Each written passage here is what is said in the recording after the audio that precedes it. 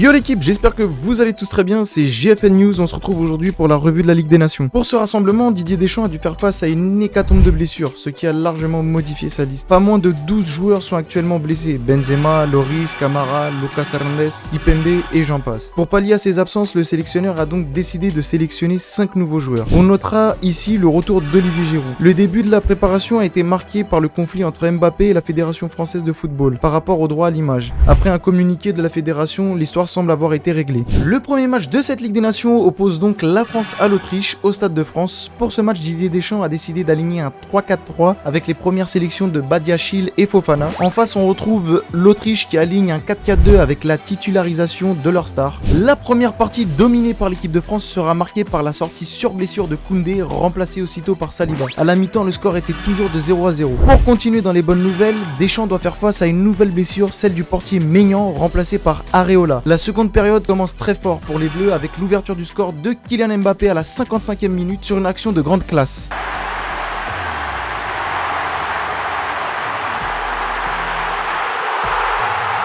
Et 10 minutes plus tard, c'est au tour d'Olivier Giroud d'inscrire le second but d'une magnifique tête imparable. On notera également la sortie de Griezmann, passeur sur le second but, remplacé par Dembélé. Enfin, Kylian Mbappé sera remplacé à la 90e minute par Kolo Muani qui va connaître sa première entrée en bleu. Le match se termine donc sur le score de 2-0 pour l'équipe de France. Dans l'autre match du groupe, le Danemark, leader du groupe, affronte la Croatie dans un duel qui pourrait déterminer l'équipe qui va se qualifier pour la demi-finale de cette Ligue des Nations. Et c'est la Croatie qui va l'emporter 2-1 sur le Danemark avec des buts de Sosa, Majer pour la Croatie et d'Eriksen pour le Danemark. Au classement, la Croatie prend la tête du classement avec un point d'avance sur le Danemark et semble se diriger vers les demi-finales. Enfin, la France, grâce à sa victoire, sort de la zone de relégation. La dernière journée du groupe aura lieu dimanche et opposera donc le Danemark à la France et l'Autriche face à la Croatie. Et tout de suite, le groupe 4 composé de la Belgique, du Pays de Galles, des Pays-Bas et de la Pologne. C'était les Pays-Bas qui étaient en tête du groupe avec 10 points suivis de la Belgique. Les matchs de cette 5e journée opposent donc la Belgique au Pays de Galles. Et c'est la Belgique qui l'emporte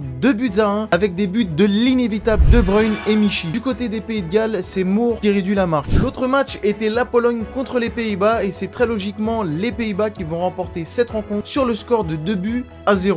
Au classement, les Pays-Bas conservent la tête du groupe avec 3 points d'avance. Enfin, le Pays de Galles se retrouve dernier du groupe avec 1 point. La dernière journée opposera donc la Belgique aux Pays-Bas, un match qui donnera le qualifié du groupe. Dans l'autre match, la Pologne affrontera le Pays de Galles, un match à haut risque car le perdant pourrait se retrouver relégué. Et maintenant, nous partons direction le groupe 3, groupe composé de l'Allemagne, l'Italie, l'Angleterre et la Hongrie. Le premier match opposait l'Allemagne à la Hongrie. Malgré une domination de l'Allemagne, c'est bien la Hongrie qui s'impose sur le plus petit score de 1-0, avec une magnifique talonnade de Salah. L'autre rencontre opposait l'Italie à l'Angleterre. Les Anglais étaient dans l'obligation de s'imposer pour espérer se maintenir en première division. Dans un match disputé, c'est finalement les Italiens par l'intermédiaire de Raspadori qui l'emportent sur le score de 1-0, entrant la relégation de l'Angleterre. Au classement, c'est toujours la surprise hongroise en tête avec 10 points. Deuxième, l'Italie avec 8 points et troisième, l'Allemagne avec 6 points qui ne peut plus se qualifier pour les demi-finales de la Ligue des Nations. La finale de ce groupe aura lieu mardi dans le match qui opposera l'Italie à la Hongrie. Si l'Hongrie gagne ou fait match nul, alors elle sera qualifiée directement pour les demi-finales et si l'Italie s'impose, ça sera elle qui disputera les demi-finales de cette Ligue des Nations. Enfin, l'Angleterre affrontera l'Allemagne avec pour objectif de sortir la tête haute de cette Ligue des Nations qui est pour l'instant complètement ratée. Enfin, le groupe 2 qui est composé du Portugal, de la Suisse, de l'Espagne et de la République tchèque. La 5e journée opposait le Portugal à la République tchèque. Les Portugais ont ouvert le score par l'intermédiaire de l'inévitable monsieur Cristiano Ronaldo, malgré qu'il se soit cassé le nez en début de rencontre lors d'un contact avec le portier tchèque Vaklik.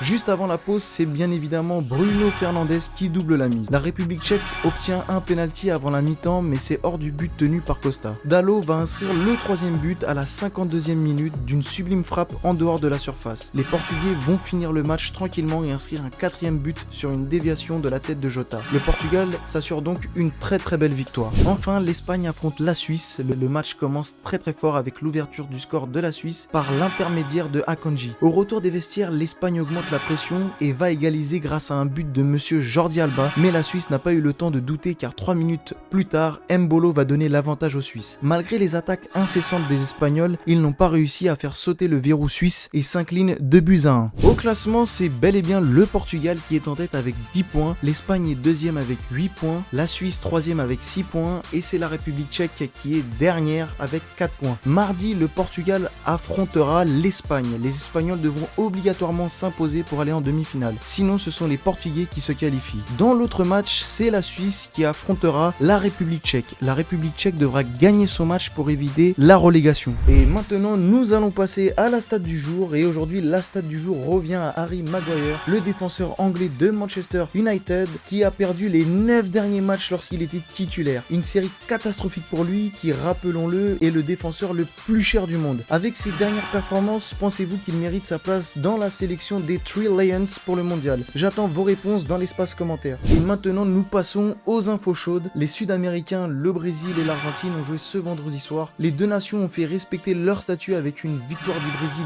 3-0 face au Ghana et également 3-0 de l'Argentine face au Honduras. On notera les très belles prestations des Parisiens Neymar et Messi, auteurs respectivement de 2 passes décisives pour Neymar et 2 buts pour Messi. L'Olympique de Marseille qui a été sanctionné par l'UEFA suite aux incidents entre supporters en marge du match face à Francfort. Les Olympiens joueront le match face au Sporting Lisbonne à huis clos et le virage nord sera également fermé pour le match à Tottenham. C'est un coup dur pour l'OM, déjà mal embarqué dans cette campagne de Ligue des Champions. Enfin, un petit mot hors foot pour Roger Federer, le tennisman suisse tire sa révérence à l'âge de 41 ans. C'est bien évidemment une légende du tennis et du sport en général qui prend sa retraite. Un chapitre de l'histoire s'achève. C'est tout pour nous aujourd'hui, on se retrouve très prochainement pour de nouvelles vidéos sur le foot. Je vous laisse sur ce zapping des buts de cette 5e journée. N'oubliez pas de vous abonner, de liker, de commenter et de partager. Et sur ce, à la prochaine vidéo.